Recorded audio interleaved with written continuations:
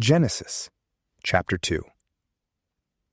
The heavens, the earth, and all their vast array were finished. On the seventh day, God finished his work which he had done, and he rested on the seventh day from all his work which he had done. God blessed the seventh day and made it holy, because he rested in it from all his work of creation which he had done. This is the history of the generations of the heavens and of the earth when they were created, in the day that the Lord God made the earth and the heavens. No plant of the field was yet in the earth, and no herb of the field had yet sprung up, for the Lord God had not caused it to rain on the earth. There was not a man to till the ground. But a mist went up from the earth, and watered the whole surface of the ground. The Lord God formed man from the dust of the ground, and breathed into his nostrils the breath of life, and man became a living soul. The Lord God planted a garden eastward, in Eden, and there he put the man whom he had formed.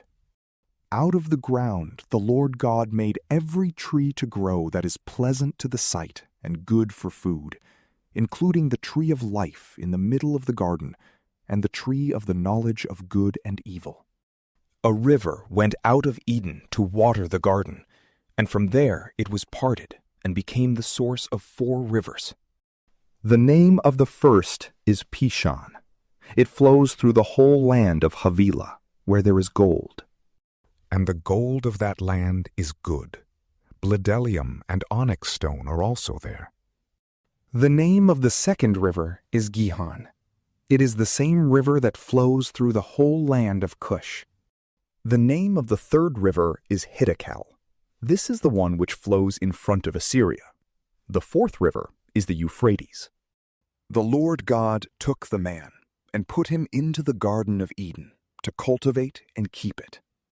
The Lord God commanded the man, saying, "You may freely eat of every tree of the garden, but you shall not eat of the tree of the knowledge of good and evil, for in the day that you eat of it, you will surely die."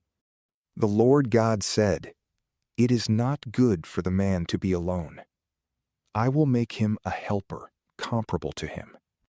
Out of the ground the Lord God formed every animal of the field and every bird of the sky, and brought them to the man to see what he would call them. Whatever the man called every living creature became its name.